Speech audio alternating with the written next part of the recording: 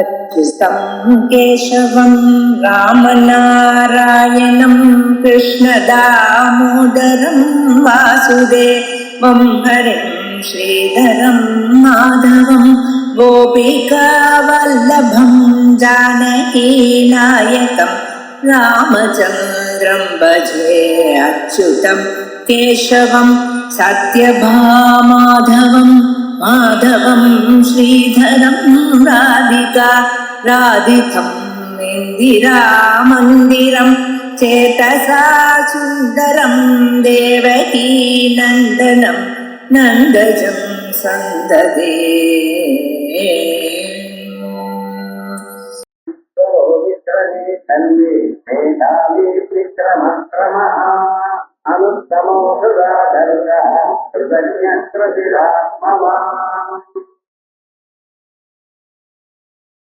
பகவானுடைய நாமக்கள்ல ஈஸ்வரங்கிற நாமத்துல ஆரம்பிக்கிறோம். இன்னைக்கு 74வது நாம. ஈஸ்வரகான சாதாரணமா பரமேஸ்வரம், பினாகபாணி, உமாசகாயன் அப்படிங்கிற கைலாசவாதி தான் ஞாபகம் வர்றதுக்கு சகஜம். ஆனா இங்க ஈஸ்வரன் சொன்னா கண்ட்ரோலர்னு, எல்லோரையும் கண்ட்ரோல் பண்ணுவர். ஈசனசீலகா ஈஸ்வரகா. ஆகையால்தான் மகாவிஷ்ணுவுக்கும் ஈஸ்வரன் என கூடியதான பெயர். வேதாந்தங்களில் இந்த ஈஸ்வரன்கிற தத்துவத்துக்கு என்ன அர்த்தம் அப்படின்னா, சுத்தமான சைத்தன்யம் எப்பொழுது மாயையோட சேர்ந்து இருக்கோ அப்பொழுது அதுக்கு ஈஸ்வரன். இந்த மாயையோட சேர்ந்து இருக்கும் பொழுது அதுக்கு அமிதமான சக்திகள் வரும். நமக்கு கண்ணுல பார்க்கும் திறமை, காதுல கேட்கும் திறமை, கையில எழுதும் திறமை, இதே போல உலகத்தை படைக்கும் திறமை, உலகத்தை காக்கும் திறமை, உலகத்தை அழிக்கும் திறமை, உலகத்தை அனுகிரகிக்கும் திறமை, இது போல அநேக திறமைகளும் மாயா அப்படின்னு சுத்திகள் சொல்றோம். அத்தனை திறமைகளும் அவரிடத்துல வந்து சேர்ந்தது. இந்த திறமைகள் இருந்த போதிலும் அவைகளை அவர் உபயோகப்படுத்தாமல் இருந்தார். எப்பொழுது சுத்தபிரமமா இருக்கும் பொழுது இந்த திறமைகள்லாம் உபயோகப்படுத்தக்கூடியதான நிலை வந்து மாயோடு சேரும் பொழுது, அந்த மாயோடு சேரும் பொழுது அவருக்கு ஈஸ்வரன். மாயாவற்றின சைத்தன்யம் அவருக்கு ஈஸ்வரன். ஈச ஐஸ்வர்யங்கிற ஒரு தாத்து வந்ததுனால ஐஸ்வர்யம் சர்வ சக்தி மத்துவத்தோட கூடி இருக்கிறதுனால இப்படி சொல்லும்.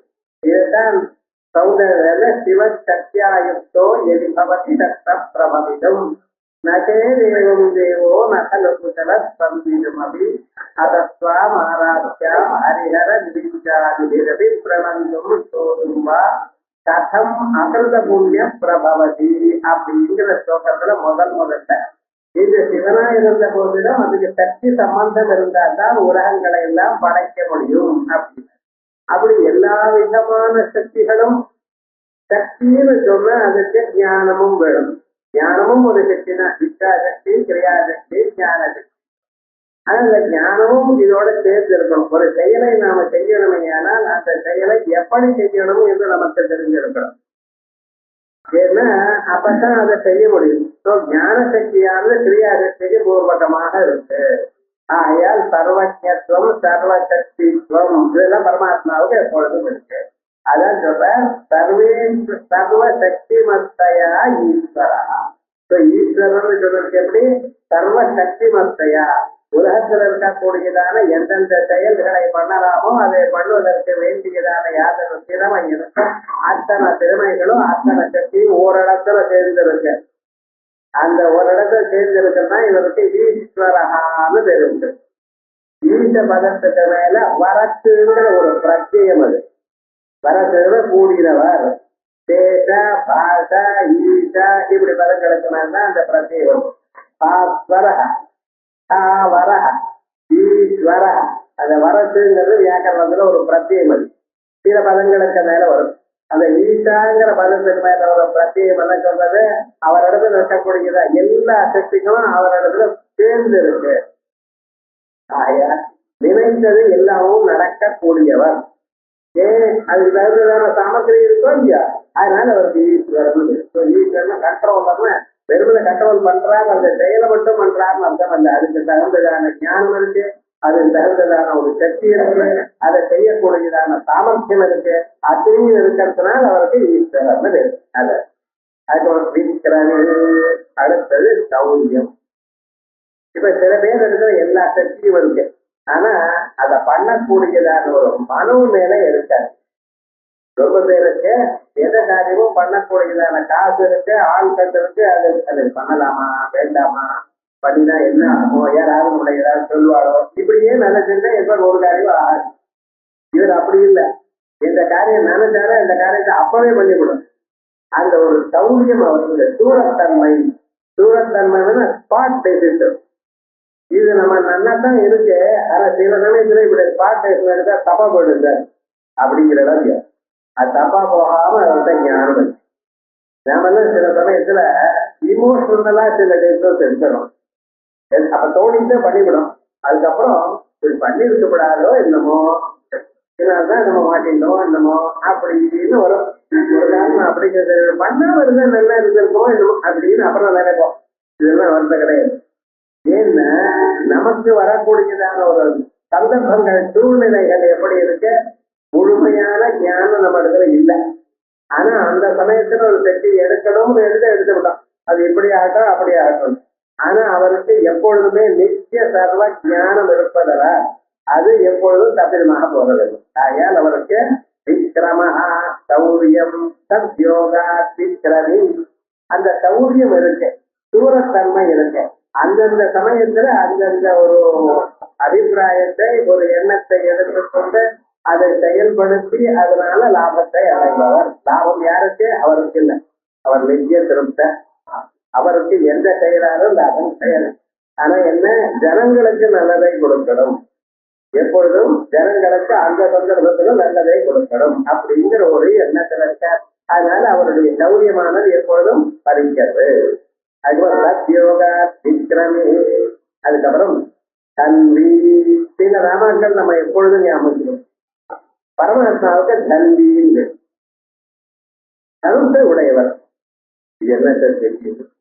கையில வில்ல வச்சிருக்கார், அம்பாலும் வச்சிருக்கார், ராமனும் வச்சிருக்கார். ஆல்மோஸ்ட் எந்த தெய்வங்களை பார்க்கலாம் கையில வில்ல வச்சிருக்கார். ஆயுதங்களை வைத்துக் கொண்டிருக்கிறதுங்கிறது எல்லா தெய்வத்தையும் நம்ம பார்த்து கொண்டிருந்தோம். ஆனா இந்த வில்லுங்கிற ஒரு ஆயுதத்தை வைத்துக் கொண்டிருக்கார் என்று சொல்ற இது என்ன விசேஷம்? அது ராமனுக்கு மட்டும் ராமாவதாரத்துல அந்த விசேஷம் இல்லை. அதனால அந்த தனுரஸ்யாஸ்தி தன்வி. அந்த தனுஷானது எப்படி ஒரு நாளும் அது வீடு போகாததான ஒரு சுரூபம். அவர் ஒரு பானத்தை போட்டார், அந்த பானமானது சரியாக இல்லை சார், லட்சியத்தை வேண்டிக்கிறேங்கிறது கிடையாது. இது பார்க்கணும். இந்த வில்லாளின்னு சொன்னா அது ரெண்டு பேரை சொல்றது வழக்கம். ஒண்ணு பார்த்தேவ தனுர்தரா. சாஸ்திரங்கள்ல சொல்லும் பொழுது அர்ஜுனன் தான் சார் வில்லாளிங்க. அந்த அர்ஜுனன் பாடத்தை வச்சாரையானா, அது குறி வச்சாரையானா குறி ஒரு நாளும் தப்பாது. அதே மாதிரி அர்ஜுனன் எப்படி இருந்தானோ அதுக்கு சமானமா ரெண்டு பேர் இருந்தான். யாரு? ஏகலவியன்னு ஒருத்தர், ரெண்டாவது கர்ணன் ஒருத்தர். இந்த ரெண்டு பேருமே அர்ஜுனனுக்கு சமானமாக குறி வைக்கிறவா, அர்ஜுனனுக்கு சமானமாக வில்வித்தையில ரொம்ப வசதியா நினைக்க வந்தவா. அதுல ஏகலவியன என்ன பண்ணிட்டார், அவர் அது வேண்டாம்னு சொல்லிட்டார். குருவே உனக்கு இது வேண்டாம். ஏன் அப்படின்னா அர்ஜுனனுக்கு பிரதிஜை பண்ணி கொடுத்தார், எனக்கு தெரிஞ்சதெல்லாம் உனக்கு சொல்லித்தரேன். ஏகலவியன் என்ன பண்ணின, துரோணாச்சாரியர் எனக்கு பாடம் சொல்லிக் கொடுப்போம். இல்லப்பா நான் சத்திரியனுக்கு தான் சொல்லித்தரேன், மற்றவர்களுக்கு சொல்லித்தரேன் அப்படி சொல்லித்தரதில்லை ஒரு விரதம். ஏன்னா இந்த தனுர்விஜயானது யாருக்கு? சத்திரியனுக்கு வந்தது. எதற்காக சத்திரியன் வந்தது? ராஜ்யத்தை காப்பாற்றணும். ராஜ சத்திரியனுடைய சுரூபம் என்ன? பிராமணரை காப்பாற்றணும், தர்மத்தை காப்பாற்றணும். தர்மத்தை காப்பாற்றினா நாட்டில் தர்மம் எப்பொழுதும் இருக்கணையானால் அது உலகத்துக்கு சேவத்தை கொடுக்கும். அந்த தர்மத்தை காப்பாற்றணும்னா அதுக்கு வேண்டியதான விவகாரங்கள்ல கவனிக்கணும், தனுர்விதி அவசியம் வந்திருக்கணும். ஆகையால் அவளுக்குத்தான் நான் சொல்றது அப்படின்னு விட்டுருக்கேன், மற்றவர்களுக்கு சொல்றதில்லை இல்லை. ஆனா ஏகலவியன் என்ன பண்ணிக்கிறார், நான் உங்ககிட்ட தான் வாசிக்கணும் அப்படின்னு தீர்மானம் பண்ணிட்டேன். பாருங்க, ஒவ்வொருவருக்கும் இன்னார் குரு என்கிறது அவாவா பண்ணியதான பூஜா பலம். நம்ம இஷ்டமாக இவர்கிட்ட படிக்கிறோம் அவர்கிட்ட படிக்கிறோம் நினைக்க முடியும். சத்குரு கிடைக்கிறது ஜன்மாந்தரத்துல பண்ணின பூஜா பலம். என்னுடைய மனசுல தாங்கள் தான் குரு என்று தோணிக்கொள், தாங்களும் என்ன எடுத்துக்க மாட்டேங்கிறேன், பரவாயில்ல, நான் என்ன இருந்தாலும் உங்களுடைய சீடனாவே நான் இருக்கேன் அப்படின்னு சொல்லி அந்த குருவனுடைய சித்திரத்தை எழுதி வச்சு அதுக்கு முன்னாலே பிராக்டிஸ் பண்ணிட்டு இருந்தேன். அந்த தீவிரமான ஒரு பிராக்டிஸ் இருக்கிறதுல அதாவது அந்த குரு அனுகிரகத்தை கொடுத்திருக்கு. அந்த குரு அனுகிரகம் அவருக்கு அந்த பிரதிமா மூலமாக கிடைத்தது. ஆத்தே அந்த சிவ அவர்கிட்ட எல்லாமே நேரா வந்து சொல்லிக் கொடுக்கணுங்கிற நிர்பந்தம் இல்லை. அப்படின்னு ஆத்தே தேசிக சரணம், அவருடைய பாதம் இருந்தா குருபாதுகா மந்திரம் குருபாதுகா இருந்தார். ஆஸ்தே தேசிக சரணம் நிரவதிராஸ்தே தவித்தடே கருணா. ஒரு தடவை அப்படி கருணையோட உங்களை பார்த்தா போதும். அந்த கருணையோட பார்த்தாலே கூட அவளுக்கு என்ன விஸ்வ சதத்துல தேசத்துல இருந்து எல்லாரும் வந்திருக்க மகா பண்டிதர். அவர் வந்து இங்க உள்ளூர்ல இருக்கிற பண்டிதான எல்லாரையும் சேலஞ்ச் பண்ற. நான் கேட்ட கேள்விக்கு நீங்க எல்லாம் பதில் சொல்லுங்க. குரு உட்கார்ந்து இருக்க, சன்னியாசி வாதத்துல சேர்ந்துக்க கூடாது. சன்னியாசிக்கு நீங்க ஜெயிக்கிறது தோக்கிறது வரக்கூடாது. ஆனா இருக்கிற பண்டிதாள் எல்லாரையுமே பார்த்து இவரெல்லாம் சொல்லிருக்காரு, சேலஞ்ச் பண்ணிட்டு இருக்கார். அவர் பெரிய பண்டிதர் தான். இருந்தாலும் உங்க ஊர்ல பண்டிதால யாரும் ஞானம் வராது ஒன்றும் தெரியாதுன்னு சொன்ன என்ன அர்த்தம்? இவர் என்ன பண்ணிட்டு இருக்காரு? குருவானவர் ஒரு சின்ன குழந்தைய வெறுமனை கொஞ்ச நேரம் அப்படியே பார்த்துட்டே இருக்கார். அவர் சொல்ற வரைக்கும் 1 மணி நேரம் அவர் பாடம் பண்ணா அவர் சொல்ல வேண்டியது இருந்தார். இப்ப இவர்களுக்கெல்லாம் பதில் சொல்லுங்க, யாராவது பதில் சொல்றாங்க. ஆச்சாரியர்கள் என்ன பண்ணினார்? நீங்க கேட்டதுக்கெல்லாம் பதில் சொல்ல முடியும். எங்க இதுல ஒரு சின்ன குழந்தை இருக்கான், அவன் இப்பதான் படிக்க வந்திருக்கான், அவனே பதில் சொல்லுவான் அப்படின்னு. இதுக்கு ஆச்சரியமாச்சு. ஏதோ 30-40 வருஷம் அதுல உழைச்சிருக்கேன். சரி இல்லை நீ சொல்லு அப்படின்னு அந்த குழந்தைய சொன்ன எல்லாத்தையும் பதில் சொல்றான் குழந்தை. எப்படி வந்தது அவருக்கு? இவருடைய மந்திரத்தை அந்த குரு அனுகிரகமானது எல்லாத்தையும் பண்ண சொல்லும். ஆஸ்தே தேசிக சரணம் நிரவதிராஸ்தே தவித்தடே கருடா. அவருடைய பார்வை இருந்தாலே போதும். இதான் சத்துர்தீப்தேன்னு சொல்றாங்க. சத்துர்தீப்தேவியே ஞானத்தை வரும்படி பண்ணலாம். ஆஸ்தே கிமபி தருப்தி. அவர் சொல்றது ஏதாவது ஒரு வார்த்தை இருந்தா போதும். சிமத பரமஸ்தி ஜன்மசாபல்யம். அதுக்கு வேற ஒண்ணும் ஒன்றே இல்லை அப்படின்னு அந்த குருவனுடைய கருணையை பெற்று அவர் வந்து மறுபடியும் முயற்சி பண்ணிக்கொண்டே இருந்தார். அந்த விடா முயற்சியும் நம்பிக்கையும் அவருக்கு என்ன பண்ணிட்டு அர்ஜுனனுக்கு சமானமாக எல்லாவற்றையும் எல்லா தர்ம விஜயங்களுடைய சூட்சங்களும் அறியப்பட்டது. பிறகு அர்ஜுனன் ஒரு நாள் அந்த பக்கம் வந்து பார்க்கலாம். பார்த்தா தன் மாதிரியே அவர் பண்ணிட்டு இருக்க. மனசுக்கு ரொம்ப கவலை ஆயிடுச்சு. குரு கிட்ட வர துரோணாச்சாரியர்கிட்ட, நீங்க இப்படி சொன்னீங்களா என்கிட்ட, என் மாதிரியே இன்னொருத்தர் பண்றாங்க அப்படின்னு. அப்படியா சார், நம்ம போய் பார்ப்போம்னு. பார்த்தா இந்த ஏகலவி அப்படி சொல்ற. ஏகலவியை போட்டு அனுகிரகம் பண்ணி ரொம்ப சந்தோஷம், நீ பண்ணது ரொம்ப விசேஷம், அதனால விசேஷம் ஸ்தோத்திரம் பண்ண, உங்களுக்கு என்ன குருதட்சணை வேணும்னு கேட்கறான். உன் கையில இருக்கிற கட்ட விலரை கொடுங்க, ஏன்னா அது இருந்தாதானே போட முடியும். ஒரு வாரத்தை முன்னும் பின்னும் பார்க்காம ஒன்னும் சொல்லாம சக்கரை கட்டி எடுத்து வெட்டி கொடுத்துட்டான். அந்த குரு நடத்துல கற்கக்கூடியதான ஒரு பிரதிபத்திய பார்க்கணும். ஆசீர்வாதம் பண்ணினார். என்ன ஆச்சுன்னு உனக்கு எல்லாம் வரவுண்ட. அடுத்த நாள் என்ன பண்ணினா, கையால வம்ப விடுறதுனால காலால வம்ப விட பிராக்டிஸ் பண்ணான். வில்ல செட்டு கால் கட்ட வரத பிடிச்சிருந்து அம்ப விட பிராக்டிஸ் பண்ணிடலாம். அதனால அர்ஜுனனுக்கு சமானமாயிட்டார். என்ன விவகாரங்கள் என்ன சொல்றது? ஒரு ஆச்சாரியனிடத்துல பக்தி நாம் செலுத்துவோமே ஆனால் அதனால் எல்லாவற்றையும் அடைய முடியும். பிறகு அவனுக்கு அங்கம் இல்லையோன்னு, அதனால பாரத யுத்தத்துல சேரலை. அவ்வளவுதான் வேண்டியது. இது என்ன, பாரத யுத்தத்துல சேர்க்கப்படாது அப்படிங்கிற விவகாரத்தை தான் வந்து சேர்த்தார். அதே மாதிரி கர்ணன் அர்ஜுனன் எப்படியோ அதே விதமாக எல்லாத்தையும் கற்றுக்கொண்டவன். கர்ணன் பரசுராமர்கிட்ட படிச்சார். ஞாபகம் வச்சுக்கணும், இவர் துரோணர்கிட்ட படித்தான் அர்ஜுனன். கர்ணன் பரசுராமர்கிட்ட படிச்சார். இந்த துரோணாச்சாரியாதிகள்லாம் எந்த பரசுராமர்கிட்ட படித்தாரோ அவர்கிட்ட படிச்சாரு. இப்ப விவகாரம் என்ன, துரோணாச்சாரியருக்கு கிளாஸ்மேட் கொலீக்னு வச்சுக்கணும். இவர்கிட்ட இல்ல, துரோணாச்சாரியருடைய சிஷியர். ஆனா அந்த கர்ணனுடைய ஒரு முயற்சி அர்ஜுனன் போன்றதான ஒரு முயற்சி. அவன் இதே மாதிரி பண்ணாருங்கன்னா ஆனா என்ன ஆயிடுச்சுன்னு அவனுக்கு லக் இல்லை, வேற ஒண்ணும் இல்லை, அதிருஷ்டம் இல்லை. அந்த திரௌபதிய கல்யாணம் பண்ணி கொள்றதற்காக மத்திய யந்திரம் ஒண்ணு போட்டான். அந்த மத்திய யந்திரம்னா நேரா பார்க்காமல் நிலத்துக்குள்ள பார்த்து வில்ல திருப்பி வச்சு அதை அடிக்கணும் அப்படின்னு ஒரு பந்தயம் வச்சிருந்தேன். ஆனா அந்த பந்தயத்துல எல்லோரும் ட்ரை பண்ணினான். விவகாரம் என்னடா கர்ணன் என்ன ஆயிடுச்சுன்னு கரெக்டா அதுக்கு கிட்ட உள்ளான், அந்த மத்தியத்தை தொடும்படி வச்சுட்டான். ஆனா லாபம் இல்லை, மத்தியம் விழலை. அதற்கு பிறகு அர்ஜுனன் பார்த்தான், அது புரிஞ்சு. அப்ப என்ன சமானமான அப்பதான் ஏன் சொல்றாரு கிருஷ்ண பரமாத்மா, ஞாபகம் நாம வசத்தின்னு நாமத்தான் வசத்தின்னு நினைக்கிறோம். எவ்வளவுதான் முன்பேனாலும் என்னதான் இதுக்காக முயற்சி பண்ணினாலும் நமக்கு சமானமாக பண்றவாடும் உலகத்துல இருக்கலாம். ஏன்னா கர்வம் வரப்படாது, அர்ஜுனனுக்கும் கர்வம் வரப்படாதுங்கிறதுக்காக தான் இப்படிப்பட்டதான இன்சிடென்ட்ஸ் எல்லாம் தெரியுது வாழ்க்கையில. நமக்கு நாம் முயற்சி பண்ணிட்டு இருக்கோம், நமக்கு எல்லாம் வந்து கொண்டிருக்க, நமக்கு எல்லாம் அனுகிரகங்கள் இருக்குங்கிற கர்வம் மட்டும் யாருக்கும் வரப்படாது அப்படிங்கிறது சூச்சனை பண்றதுக்காகத்தான் இப்படி பண்ணினார். அப்படி வில்லாளின்னு சொன்னா அர்ஜுனன் தான் வில்லாளி என்று சொல்றது நோக்கத்துல வழக்கம். பார்த்தையே அப்படி.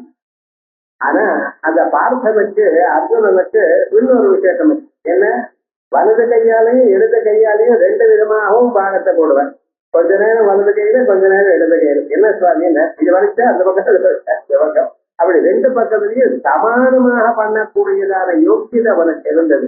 அதனாலதான் சமய சாட்சி அப்படின்னு பேரும் வந்து. இப்படி இருந்த போதிலும் அந்த வில்லாளிங்கிறது சொல்றதுக்கு இன்னொரு வியக்தி யாரு அப்படின்னா சாட்சாத் பரமாத்மா ராமச்சந்திரமூர்த்தி. அர்ஜுனனுக்கு சொன்னேன், இவருக்கு சொன்ன அர்ஜுனனும் பகவானுடைய அவதாரம் தான். நரநாராயண அவதாரங்கள்ல நாராயணராக அவரும் நரனாக அர்ஜுனனும் வந்தார். அதே போல அதே மகாவிஷ்ணு அவதாரமாகவும் ராமன் இருக்கார். இந்த ராமனிடத்துல என்ன விசேஷம்னா அவருடைய அம்பு ஒரு நாளும் உருகாக போனதில்லை. எந்த இடத்துல அம்ப போட்டாலும் அந்த இடத்துல அது அடிச்சுதான் ஆகணும். அது பிரயோஜனம் இல்லாம திரும்பி வந்ததில்லை. அது விசேஷம். இப்படி அவர் ராமன் காட்டாசுரத்துல பாரதத்தை போட்டார். ஜெயந்தன்கிறவன் இந்திரனுடைய பையன். அவரை பண்ணா சீதா தேவியிடத்துல அவதாரம் பண்ணினான். அதற்காக எழுந்து அவருக்கு ஒரு பானத்தை போட்டார். பிரம்மாஸ்திரத்தை உபயோகப்படுத்தினார். எதனால வெறும் பிள்ளை எடுத்து அப்புறம் அபிமந்திரம் பண்ணி போட்டார். அது என்ன ஆயிடுது, மூவரத்தையும் சுத்த ஆரம்பிச்சது. எங்கெங்க ஜெயந்தன் போறானோ அங்க விடாம ஓடிக்கொண்டே இருக்கு. நேரா இந்திரன்கிட்டயே போயிடுது. ஏன்னா இந்திரன் அப்பா கிட்ட போனார். அவன் என்ன நினைச்சிட்டு இருக்கான், மூவரத்திலையும் ரொம்ப பலசாலியா இருக்கிறவன் அப்பா. அவர் அதனாலதானே இப்படி கெட்ட கெட்ட பண்ணினான். விவகாரம் என்னடா இல்ல, அவர்கிட்ட போனா நம்ம தடுத்துக்கலான்னு போல. ஆனா பின்னால அஸ்திரம் வரத பார்த்தான். இந்த அஸ்திரத்தினால ஜெயிக்க முடியாது அப்படின்னு நீங்க இருந்து போய் இல்லைன்னா 20 எடுக்க ஆபத்து வந்து அனுப்பிச்சு விட்டேன். ஊரெல்லாம் சுத்தலாம், எங்கேயும் முடியல. கடைசியில என்ன பண்றது, தமேவ சரணம் கட்டா, வேற வழி இல்லாம ராமனிடத்திலேயே போய் விழுந்தார். விழும்பொழுது என்ன பண்ணினாரா, எந்த பக்கம் எப்படி விழும் நமஸ்காரம் பண்ணும் பொழுது அவருடைய பாதங்களுக்கு தலையும் கால் அதுக்கு ஆப்போசிட் சைட்லயும் அப்படிதானே நமஸ்காரம் பண்ணணும். இவன் தெரியாம ராமனுடைய பாதங்கள் பாதமும் தலை இருந்த பக்கமும் சேவலும் நமஸ்காரம் பண்ணினாரா. சீதா தேவி பார்த்தார். ஆர்திராபராதாஸ்வயம் அப்படிங்கிறார் தேசிகர். என்ன பண்ண ஆர்திராபராதா, அவர் பண்ணியதான அபராதம் இன்னும் தன் மனசுல இருந்து கொண்டே இருக்க. அவனிடத்துல வந்ததான ஒரு பாபம் நம்மளை இந்து பண்ணினானேங்கிறத மறக்கல. ஆனாலும் சீதா தேவி என்ன பண்ணினான, பிரணிபாத பிரசன்னாகி மைதிலி ஜனகத்மஜா. அந்த சீதா தேவி அம்பாள் ஒரு நாளும் போச்சிட மாட்டாளா யாரிடத்து. எப்ப தெரிஞ்சு விட்டாரோ போறோம். அபிஷே சுதுராச்சார பஜதே மாமனன்யதா சாதுரேவ சமந்தவ்ய சம்யமசிதோதித. எவ்வளவு பெரியதான பாபத்தை பண்ணின போதிலும் தன் தப்பை தான் உணர்ந்தானே. ஆனால் அடுத்த கடம் அது சரி பண்ணிட்டு அந்த தப்பை பண்ணாதுவான்னு நினைப்பாளாம். அப்படி என்ன பண்ணா ஆர்திராபராதையா இருந்து அந்த அந்த காக்காவுடைய தலையை ராமனிடத்துல அப்படி திருப்பி விட்டாளாம். திருப்பி விட்டதுமே ராமன் சொன்னானா, என் காலில் விழுந்தா இது மேல இவரை சொல்லப்படாது. பிரம்மாஸ்திரத்தை வாங்கிட்ட. அப்புறம் சொல்றாரா, என்னுடைய அஸ்திரம் என் அம்புல இருந்து வில்லுல இருந்து வெளியில போச்சுன்னா அது ஏதாவது அடிக்காம போகக்கூடாது. ஆகையால் நீ உன் சரீரத்துல ஏதாவது ஒரு பாகத்தை கொடுத்தாலும் அப்படின்னா வேற வழி இல்லை, என் கண்ணை எடுத்துக்கோன்ட்டார் அவர். பாரு, அப்ப என்னாச்சு, 2 கண் இருக்கு, ஒரு கண்ணை எடுக்கணும். அன்னையில இருந்து காக்காவுக்கு ஒரு கண்ணுன்னு பிரசத்தமா. அது வரைக்கும் காக்காவுக்கு 2 கண் இருந்தது, எல்லோரோட மாதிரி. அந்த காக்காவுக்கு அன்னையில இருந்து ஒரு கண். அந்த காக்காவுக்கு மட்டும் இல்ல, உலகத்துல எல்லா காக்காவுக்கும். காக்கா இனத்துக்கு ஒரு கண்ணுதா. ஸோ என்னாச்சு, ஒரு பாப்பா தான் இருக்கு. இந்த பக்கம் திரும்பணும், பாப்பா இந்த பக்கம் வரும். அங்கே பார்க்கணும், திரும்பி இப்படி வந்துடும். ஸோ ஒரே பாப்பா 2 பக்கத்துலயும் கோலக்கத்துலயும் போகும் அப்படின்னு தீர்மானமாச்சு. இது ஒன்று. அதே மாதிரியே என்ன பண்ணினார், சமுத்திரத்துக்கு மேல நின்று எடுத்துட்டார். நடுங்கினார் சமுத்திரராஜா. சமுத்திரராஜா எப்படி, எவ்வளவு சக்தி அவருக்குள்ள, எத்தனை ஜலதரங்கள் இருக்கு, எவ்வளவு ஆழம் இருக்கு. இருந்தாலும் இந்த ராமன் பிராயோபவேதம் பண்றார் சமுத்திரத்துக்கு முன்னால. சமுத்திரமே இடம் கொடு அப்படின்னு உண்ணாவிரதம் பண்ணார். இந்த உண்ணாவிரதங்கள்லாம் நடக்கிற காலமா அது. ஒண்ணு ஒரு நாள் ஆச்சு, 2 நாள் ஆச்சு, கோபிச்சு விட்டார். என்ன ஆச்சுன்னா, சில பேர் இருக்கிற கோபத்தை காட்டினாதான் காரியமாகும். சாதாரணமா இருந்தா அதனால ஒண்ணு கோபத்தை எடுத்தாரா. கோபம் எடுத்ததுன்னு நடுங்கி விட்டார் சமுத்திரராஜா. எதிர்க்க வந்து நமஸ்காரம் பண்ணி என்ன ஆச்சுன்னு, ஓஹோ இப்படியா அப்படின்னு சொல்லும் பொழுது அதுக்கப்புறம் என்ன சொன்னார், எனக்கு வழியை கொடுப்பது. அவர் சொன்னார், நான் வழி கொடுத்தா நன்னா இருக்காது, எவ்வளவு எட்டி இருக்கு அந்த வழியில போறதை விட உமைட்டே வச்சிருந்து என்னை இஷ்டப்படுத்தாதீங்க. என்னென்ன உமைட்ட ஒரு குரங்கு இருக்கு, நலம்னு ஒரு குரங்கு இருக்கு. அது ஒரு நாள் விரதத்தை அடைஞ்சிருக்கு, விரதம் பண்ணி அது ஒரு பரத்தை அடைஞ்சிருக்கு. அது கல்லு போட்டா கல்லும் முதக்கும் அப்படின்னு ஒரு ஆள் உங்கள்கிட்டயே இருக்காரு.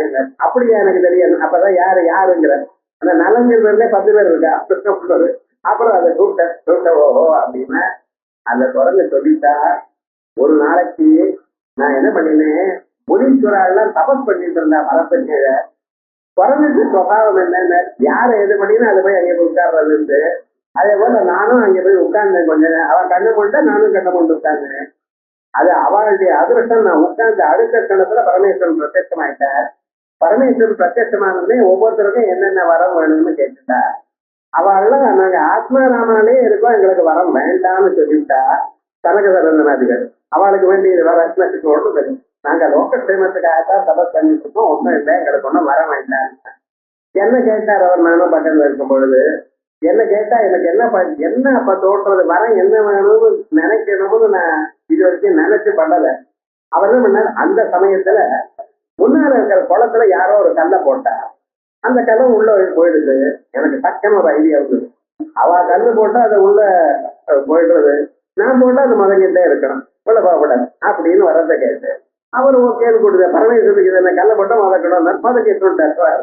அதுக்கப்புறம் எனக்கு இந்த விஷயமே மறந்து போயிடுச்சுட்டார்.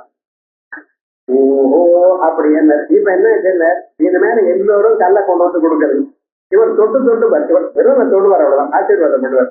எல்லாரும் கல்ல போடுவோம். விவகாரம் என்ன, ஒரு கல்லும் அந்த நலனுடைய கை தொட்டதான கல் ஏதோ உள்ள விழுங்க. அப்ப என்ன ஆச்சுன்னா, நான் வழி கொடுத்ததுல உங்களுக்கு மட்டும்தான் வழி கொடுக்கணும். சமுத்திரராஜா சொல்றது என்ன, தாங்கள் கேட்டேன் உங்களுக்கு தான் வழி கொடுக்கணும், மற்றவர்களை கொடுக்க முடியாது. இப்ப நீங்க இப்படி பண்ணினீங்கன்னா இங்க இருக்க அத்தனை குரங்குகளும் போலாம் பார்த்தீங்களா அப்படின்னு பாரத்தை கட்டி வச்சான்னு சொல்லி ராமசேது பேப்பர்லாம் அடிபடுற விவகாரம். இது ஒண்ணு பண்ணிட்டார். இப்படி ராமன் அந்த பானத்தை எடுத்ததுனால ஏற்பட்டதான விவகாரங்கள்ல நம்ம புராணங்கள் சொல்றோம். இப்படி அந்த ராமனுக்கு அப்பிரதிகதமான ஒரு சக்தி உண்டு. அது தங்கு தடங்கள் இல்லாமல் பண்ணக்கூடியதான சக்தி இருக்கு.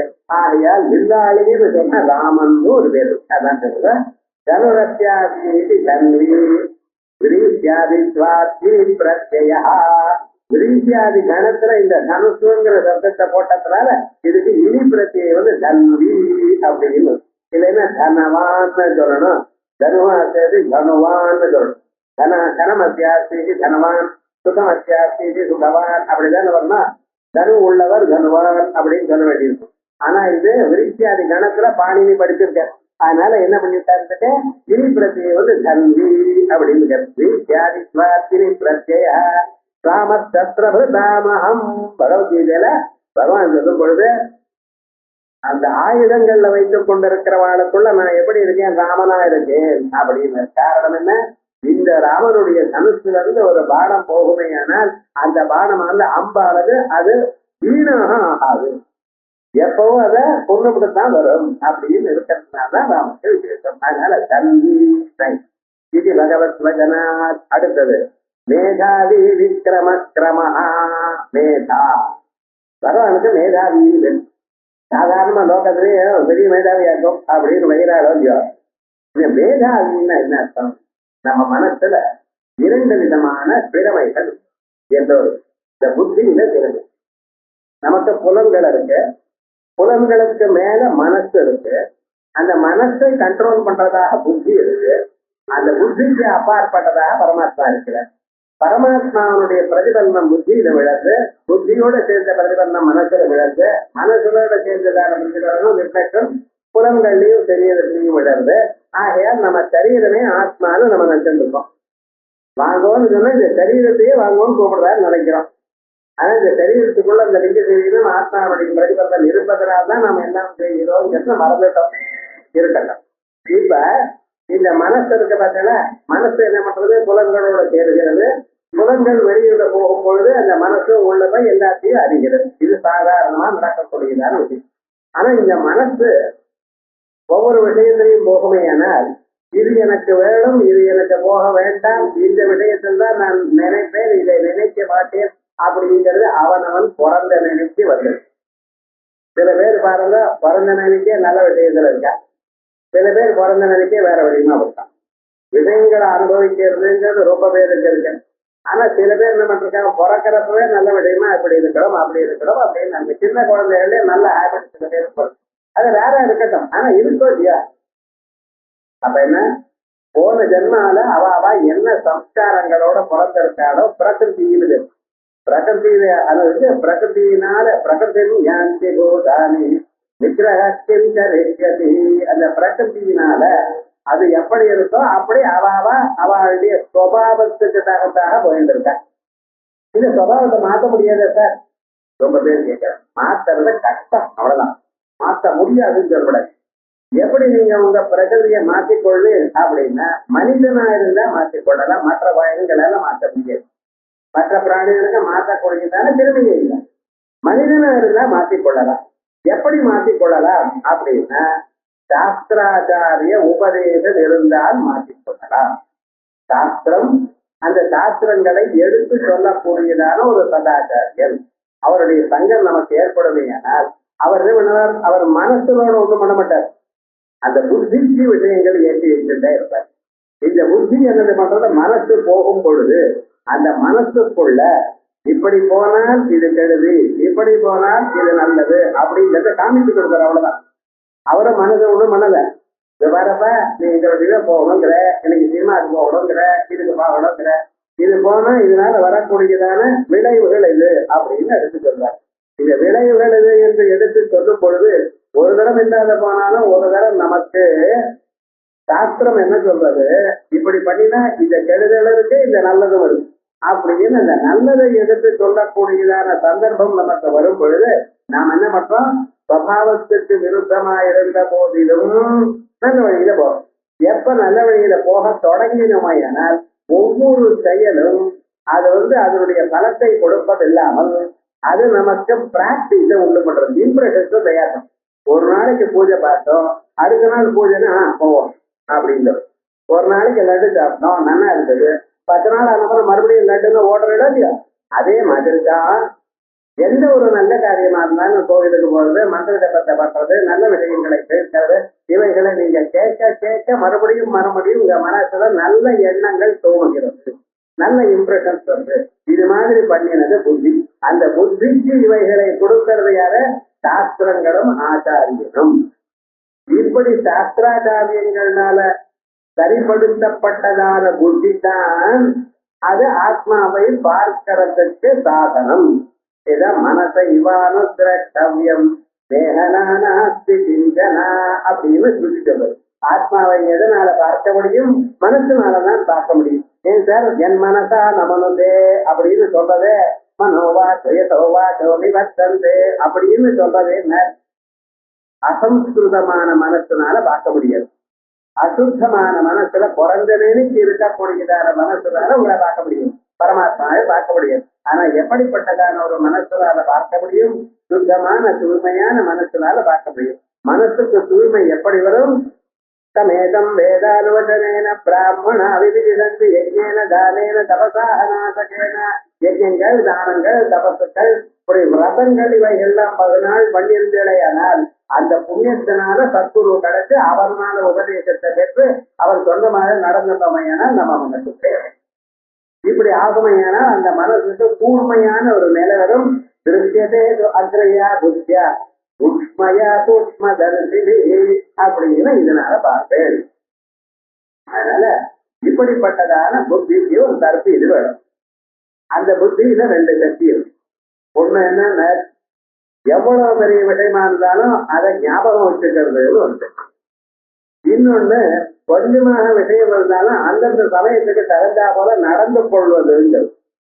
முதல்ல சொல்றது மேகா சக்தி இருந்து, இரண்டாவதா சொன்னது பிரக்ஞா சக்தி இருந்து. மேதா சக்தின்னா அதான் நீங்க இன்டெலிஜென்ஸ் சொல்லிட்டு இருக்க. மாடர்ன் லாங்குவேஜ்ல இன்டெலிஜென்ஸ். இன்டெலிஜென்ஸ்னா என்னது? தாங்கள் அறிந்ததான விஷயத்தை அந்த சமயத்தில் சீக்கிரமாக எடுத்து சொல்வது, ரீகலெக்டிங். அதான் இன்டெலிஜென்ஸ். நிறைய படிச்சது கேட்டதுமே டக்குன்னு எடுத்து சொல்லிவிடுறாங்க. அது வேகமா எடுத்து திரும்பி வந்து பார்த்தீங்களா, அந்த ரீகால் மெமரி சீக்கிரமா வந்தா அதுக்கு இன்டெலிஜென்ஸ். அதுதான் இப்ப என்ன பண்ணிட்டு இருக்கா, இன்டெலிஜென்ஸ் கோஷன்ட்ல கண்டுபிடிக்கிறான். 100 கேள்விகளை கேட்க வேண்டியது 15 நிமிஷத்துக்குள்ள இல்ல 10 நிமிஷத்துக்குள்ள. அது எத்தனை கேள்வி அதிகமா சொல்றானோ, நல்ல கரெக்டா சரியான ஆன்சர் சொல்றானோ ஐஎம் எக்ஸாமினேஷன் இத்தனை கேட்கிற. அது எப்படி ஒரு கேள்வி 8வது கேள்வி 10வது கேள்வி 3 எப்படிதான் ஆன்சர் பண்ணக்கூடாது. நீங்க எப்படி 1 2 சீரியாட்டமா அப்படிதான் ஆன்சர் பண்ணும். ஆன்சர் பண்ணும்பொழுது எப்படி பண்ணணும்? அது ரொம்ப நேரம் ஆன்சர் பண்ணல அது வர முடியாது. 100 கேள்விகள்ல 100 கேள்விக்கு ஆன்சர் பண்ணணும். 4 சாய்ஸ் கொடுத்தா 4 சாய்ஸ்ல ஏதாவது ஒண்ணுதான் டிக் பண்ணணும். அது ஏதோ நான் இஷ்டமா டிக் பண்றது பண்ணிட்டேன்னா என்ன தப்பு போயிடும். அவன் அப்படிதான் தயார் பண்ணிருக்கான். உங்க இஷ்டமா அது பண்ண முடியாது. அந்த பிளாஷ் டக்கு டக்கு டக்குன்னு வரணும்.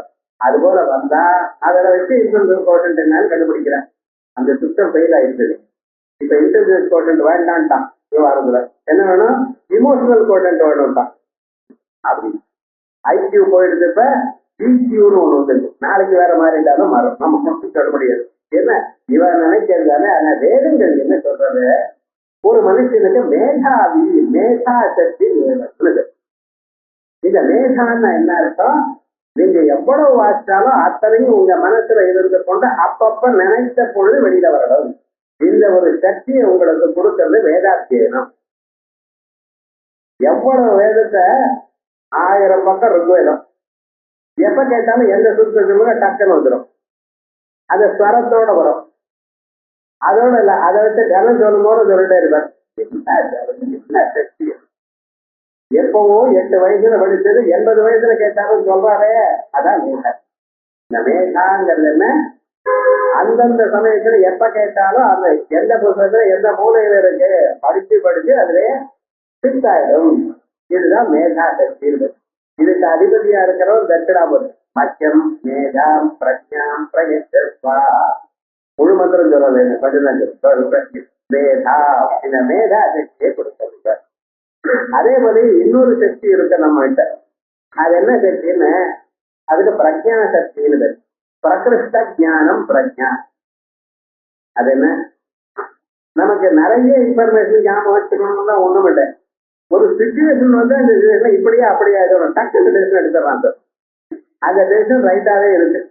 அதுக்கு பிரஜா இருக்கு. இதை நீங்க இங்கிலீஷ்ல பிரசன்ஸ் ஆஃப் மைண்ட்னு சொல்லு. அந்த சமயத்துக்கு தகுந்த போல காரியத்தை முடிச்சுட்டே இருக்கு. சில சமயத்துல ரைட்டாவும் இருக்கும், தப்பா இருக்கலாம்.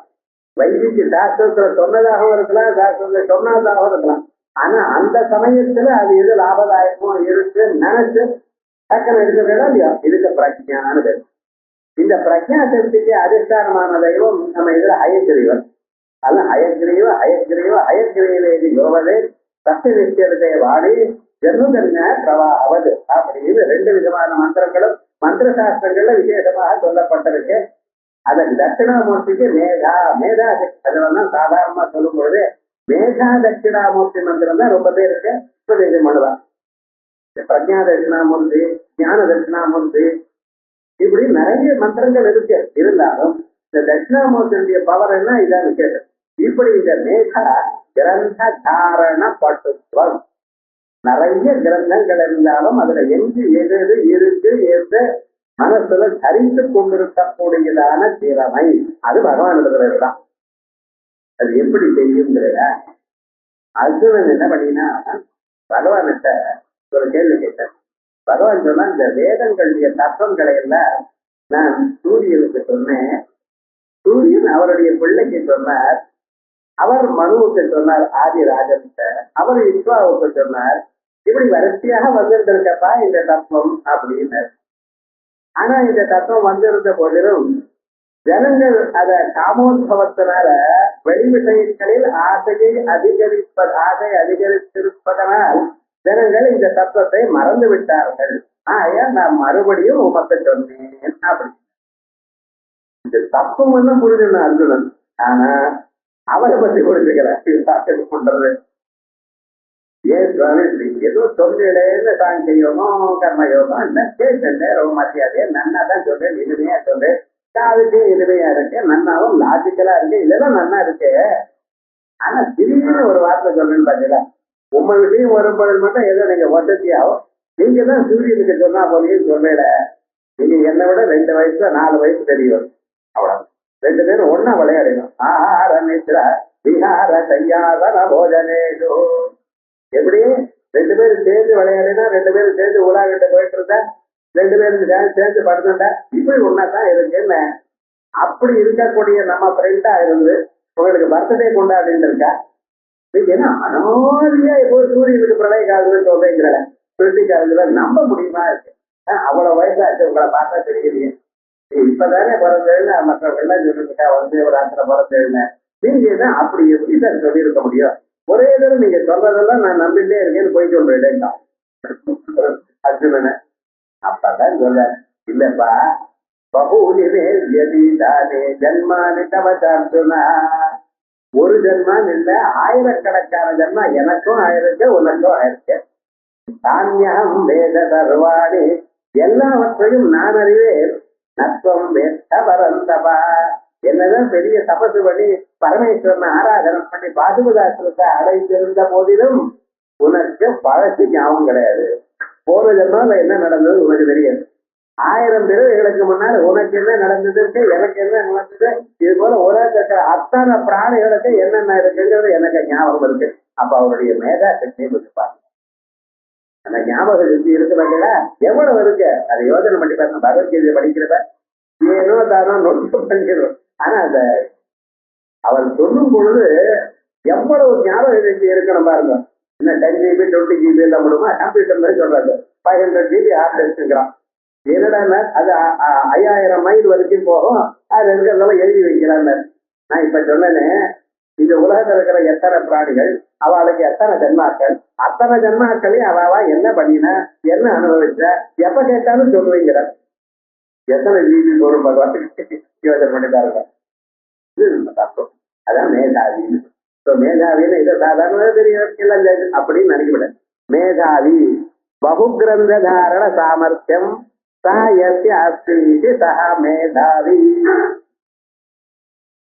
ஆத்மாயா மேதாஸ்வஜோ வினி. இங்க மேதாவான்னு சொல்லப்படாது. ஏன்னா அது வினி பிரத்தி, முன்னால இனி பிரத்தி அதே போல ஆத்மாயா மேதாஸ்வஜோ இப்படின்னு பிரக்வி மேதாவி ஆத்மயாவி அப்படின்னு வரும். அதுக்காக இது பாணினி வச்சனா வினி பிரத்யா. சரி, மேதாவி. விக்ரமஹா அடுத்த நாம.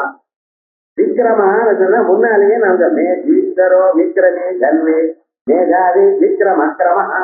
இதுக்கு முன்னால்தான் விக்ரமின்னு சொன்னேன், மறுபடியும் விக்ரமஹான்னு சொல்லல. அதே நாம் ஏதோ ஒரு 10 ஸ்லோகத்துக்கு பின்னான்னு சொன்னாலும் நாங்க மறந்துருப்போம் சொல்ல வந்தீங்க.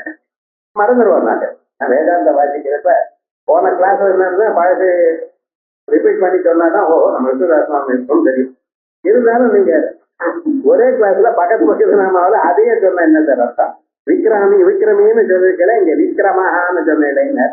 அங்க விக்ரமம்னா பராக்கிரமம் சௌரியம் அப்படின்னு. இங்க விக்ரமம்னா என்ன? வியாபித்தல், உலகத்தை முழுக்க வியாபித்துக் கொண்டு. இங்க கிரமும் பாதவித்தே அந்த காது. அதனால விதக்கிரமே ஜகத் விஸ்வம் தேன இது விக்ரமஹா உலகத்தை முழுக்க வியாபித்தார். வாமனாவதாரத்துல உலகம் முழுக்க தனத்தரே வியாபித்தார். அதனால விக்ரவி.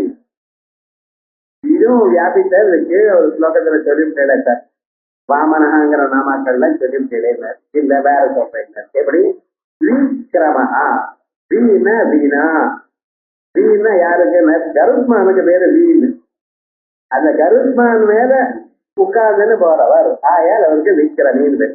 கருடேன பட்சினா கிரமாத்வா கருட பட்சியினால் உலகமெல்லாம் சுற்றி கொண்டிருக்கிறவர். சாதாரணமாக நாம ஏதாவது நினைத்து ஆகாசத்துல பார்க்கும் பொழுது கருடனை பார்த்தோமையானால் காரிய சித்தின்னு சொல்வார். ஏன் அந்த கருடாவை மகாவிஷ்ணுவுடைய ஒரு வாகனம். அது தர்மத்துக்கு அறிகுறி. விக்ரம் அந்த கருடனானது தர்மத்துக்கு அறிகுறி. அந்த தர்மமானது நமக்கு கண்ணால காணப்படும். வேற எதனால பார்க்க முடியாது. கண்ணுக்கு அயோக்கியமான பொருள் புண்ணிய பாப்பங்கள். ஆனா இப்படி கருடனை பார்த்தோம்னா நல்லது நடக்கும் அப்படின்னு நம்ம நல்லது இதை நடக்கும்போது சூட்டகமானது. அப்படி அந்த கருடனுக்கு மேல உட்கார்ந்து உலகமெல்லாம் சுற்றி கொண்டிருக்கார். கருடனுக்கு மேல பகவான் வந்ததான கோலம் எப்ப தெரியுமோன்னா கஜேந்திரனை காப்பாற்றும் பொழுது அவர் என்ன பண்ணினானா கஜேந்திரன் இங்க இருந்து ஜெகத்யோனின்னு கூப்பிட்டார். இதுவரைக்கும் எத்தனையோ பெயர்கள்லாம் கூப்பிட்டார். அந்த பெயர்கள் மற்ற தேவதைகளுக்கு சாமான்யமா இருந்தது. ஆதி மூலமே உலகத்துக்கெல்லாம் முதல் காரணமே கூப்பிட்டார்.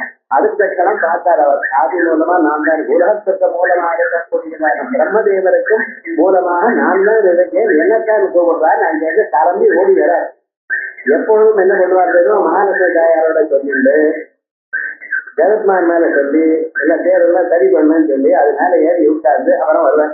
ஏன்னா உலகத்துல ரொம்ப வேகமா போகக்கூடியதான பிராணி கருத்மான். சிப்பாய் கீழே வச்சுட்டா எல்லாம் ரெடி பண்ணிட்டு தான் வருவாராம். ஆனா இப்ப என்னன்னா கருத்மானுக்கு சொல்லல ஓடி வந்துட்டார். இவர் என்ன இப்படி ஓடி வர்றாருன்னு சொல்லி நடுங்கிவிட்டாலாம் மகாலட்சுமி தாயாரோ கருத்மானோ வேண்டாம். பின்னாலே ஓடி வர அவள்ல அவன் ஓட்டத்துக்கு இவரை பிடிக்க முடியல. இவரால பிடிக்க முடியல. கிட்ட வந்துட்டார். கிட்ட வரும் பொழுது அவன் நேரா பாக்குறான் அந்த கஜேந்திரன். அப்பொழுது என்ன பண்றாரு தெரியுமோ, நான் இதுவரைக்கும் மனசார பூஜை பண்ணிட்டு இருக்கவர் பக்கத்துல இருக்கக்கூடியதான ஒரு தாமரையை தூக்கி அவர் மேல வீசினாராம். யாருக்கு மேல? மகாவிஷ்ணுங்க. தானே குடிச்சுட்டாரா அது. ஏன்னா இவர் வீசிட்டு இருக்கார். அது அப்படியே கீழே விழப்படாது. நானே குடிச்சுக்கணும். அதை எடுத்து தான் குடிச்சுட்டு அவருக்கு அனுகிரகம் பண்ணும் பொழுது பின்னால கருத்மான் வந்தாரா. இப்படி கருத்மான் மேல அந்த தர்மலத்தையும் கொடுத்தார் அப்படின்னு விசேஷமா பாவகாரி கிரமங்கள் சொல்றது. அப்படி கருத்மான் கருடேன பட்டுனா கிரமாத் விக்ரமா. இப்ப விக்ரமஹாங்கிறது மூலகத்தையும் வியாபித்தார்னு ஒரு அர்த்தம். கருத்மான் மேல இருக்கக்கூடியதான அவதாரமாக ஒரு ஸ்வரூபம் அப்படிங்கிறது. அதற்கு பிறகு கிரமஹே துத்வாத் கிரமஹா கிராந்தே விஷ்ணும் இது மனுவச்சனாத். கிரமணம் ஓடுவது. அதே போலயே ஒரு இடத்துல இன்னொரு இடத்துல போறது. எங்க பார்த்தாலும் அவருக்கு இந்த மனசானது எந்தெந்த இடத்துக்கு தாங்கள் போகிறீர்களோ அந்தந்த இடத்துக்கு முன்னாலேயே அங்கே அவர் இருப்பதனால் தாங்கள் ஆத்மா அங்கே முன்னால சென்றதற்கு என்று கருதுகிறீர்கள். அவ்வளவு வசுதான் அங்க இருக்கு. தத்தாவதோன்யான் பூர்வம் அர்த்தது. இது அவர் சொல்றது. தத்தாவதோ அந்யான் அத்தேதி தஸ்மின். உலகத்துல ஓடக்கூடியதான பொருள்களை எல்லாவற்றையும் தாண்டி அதற்கு முன்னால அங்கே அவர் இருப்பதனால் அவரும் அங்கே முன்னால போறதாக கருதப்படுகிறது. தஸ்மின் நபோ மாதவிஸ்வாதி அப்படின்னு சீதாவஸ்து எங்கும் சென்றிருப்பவர் எங்கும் உள்ளவர் அப்படின்னு சொல்றாங்க. கிரமஹாங்கிறது விசக்கிரமே ஜெகத் விஸ்வம் தேன விக்ரமஹா வீணா கருடேன பட்சினா கிரமணாத்வா கிரமணாத் கிரமஹேதுத்வாத்வா கிரமணாத் செல்வதனாலையும் இல்ல கிரமஹேது நீங்க முன்னுக்கு வரத்துக்கு அவர் காரணமா இருக்கார். மனுஷனுடைய வாழ்க்கையில அவன் ஒவ்வொரு அடி முன்னால வைக்கிறதை ஏன்னா அவருக்கு அந்த ஈஸ்வர அனுகிரகம் வேணும். அந்த பகவத் அனுகிரகம் வேணும்னு பகவத் அனுகிரகத்தை கொடுப்பதற்கு சித்தமா இருப்பதனால் அவருக்கு கிரமஹானது. கிராந்தே விஷ்ணு இது மனுவச்சனாத். இது கிராந்தே விஷ்ணுன்னு மனுவும் இந்த விஷயத்தை சொல்லியிருக்கார். இந்த விசக்கிரமே கிரமஹா இவை எல்லாம் வேதத்துல நிறைய இடத்துல இருக்காது. எந்த மந்திரமும் இதற்கு சொல்லலாம். அப்படி ஈஸ்வரோ விக்ரமே தல்வி வேதாதி விக்ரம கிரமஹா. அடுத்ததான மந்திரங்கள் அனுத்தமோ துராதர்ஷ கிருதஜ்ஞத்ருதிராத்மவான். அப்படி அனுத்தமஹா. அனுத்தமான உத்தமர் இல்லையேன்னு சொல்லக்கூடாது. நான் உத்தமஹா அனுத்தமான்னு சொல்லக்கூடாது. யஸ்மாத் உத்தமோ நாஸ்தி சஹா அனுத்தமஹா. பகுதிகமாக யாரை விட உயர்ந்தவர் வேற யாரும் இல்லையோ அப்படிப்பட்டவர் அப்படின்னு எல்லோரை விட உயர்ந்தவர் உத்தம ஸ்ரேஷ்டா அப்படின்னு அர்த்தத்தை சொல்லணும். இப்படி பகவானுடைய நாமக்கள் இதை நாளைக்கு